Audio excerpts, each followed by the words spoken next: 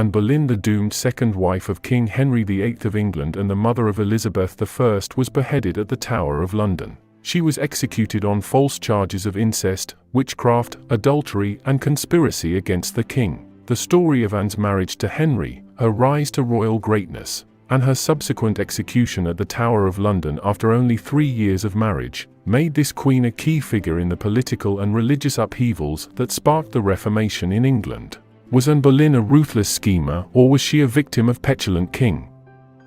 Anne's early life was one of privilege as the daughter of Sir Thomas Boleyn, a well-respected courtier, and Elizabeth Howard. Thomas sent Anne to Europe to gain an education, as it was a norm in the Tudor era. This involved becoming a lady's maid, and by 1515, Anne entered the court of Queen Claude of France. At a certain point, Anne was called back to England to marry James Butler, son of Sir Piers Butler, to settle a dispute over land and claim the title of Earl of Mortwan. However, the marriage never took place. Instead, she secured a post as maid of honor to Henry VIII's wife, Catherine of Aragon. Anne's presence at the English court caused a commotion. Through her intelligence, exceptional beauty, and vivaciousness, she soon captured the king's attention. In 1526, Henry VIII started his pursuit of Anne Boleyn. Despite his persistent attempts to seduce her, Anne stood firm and refused to become his mistress, like her sister Mary had previously been. He pursued her relentlessly, showered her with expensive gifts,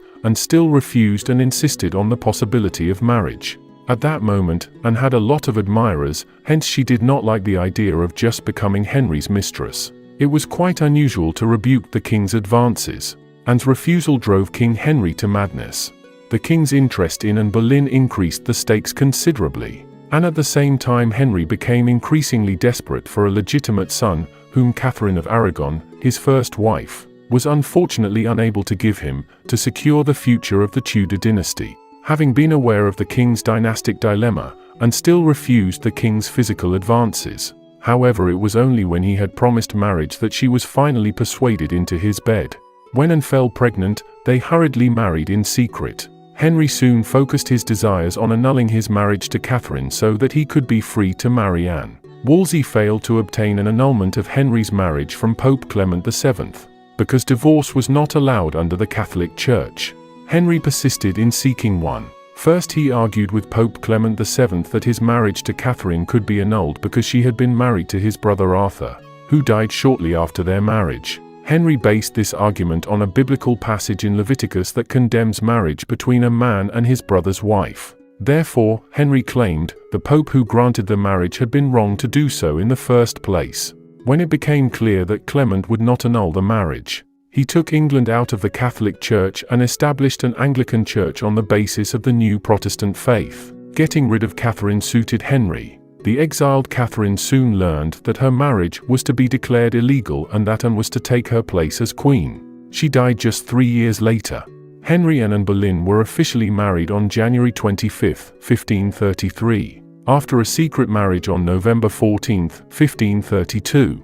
Shortly thereafter, Clement excommunicated Henry and Thomas Cranmer. As a result of this marriage and these excommunications, the first break between the Church of England and the Catholic Church occurred, and the king took control of the Church of England, and England was added to the list of Protestant nations. Anne was crowned Queen of England on June 1, 1533 at Westminster Abbey.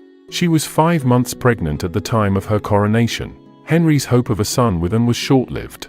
To his bitter disappointment, that September she gave birth to a daughter, Princess Elizabeth. The king had been so confident it would be a boy that the word "prince" on the official announcement had to be hastily amended to "princess." Henry was disappointed to have a daughter rather than a son, but hoped a son would follow and professed to love Elizabeth, and subsequently had 3 miscarriages. The relationship between King Henry VIII and Anne Boleyn soured almost immediately after the birth of their second child that same year, another daughter, who would not live past infancy. The king feared that this was evidence that God was not compassionate to them. After all, his critics in England and across the world insisted that God would punish him for marrying Anne Boleyn.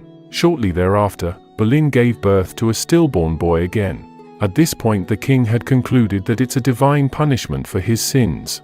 Not long after Henry turned on Boleyn, he demanded that Thomas Cromwell, his devoted minion, to now find an excuse to divorce her. Cromwell's solution was to claim that the stillborn child was the product of adultery, and he rounded up 5 men to accuse of having had illicit relationships with the Queen, including her own brother, George Boleyn. We have to understand that Henry had to find believable reasons to end his marriage to Anne in order to marry Jane. Henry VIII had an investigated for high treason in April 1536. On May 2, 1536, the king's men arrested Anne Boleyn for treason and adultery, and she was sent to the Tower of London, where she was tried before a jury of peers, including Henry Percy, her former betrothed, and her own uncle Thomas Howard. During a hastily arranged trial, Boleyn was charged with conspiracy to murder her husband, poisoning Catherine of Aragon, and plotting to kill Mary Tudor, the king's first daughter.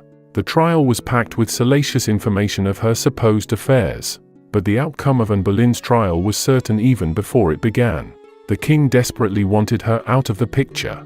Anne's execution was scheduled, and work began on a new scaffold to be built before the House of Ordnance at the Tower of London.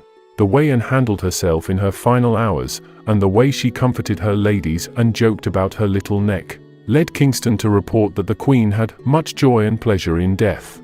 On the morning of May 19, a small crowd gathered on Tower Green.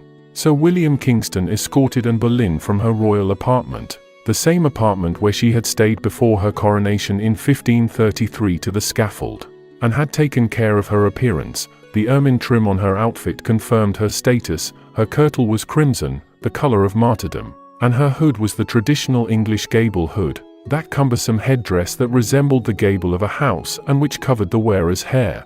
She mounted the steps of the scaffold, which was draped in black cloth and covered in straw. There was no block, since Anne was to be decapitated by a French swordsman and would kneel upright for the blow. She remained dignified and composed, and looked around at the people surrounding the scaffold, then turned to Kingston and begged for some minutes to speak to the people. When he gave her leave to speak, she addressed the people. After her speech, she prayed to God to take her soul, constantly looking behind her to see when the executioner would take off her head. When her head was removed and the execution held it to the crowd, there are reports that her lips were still moving as she prayed.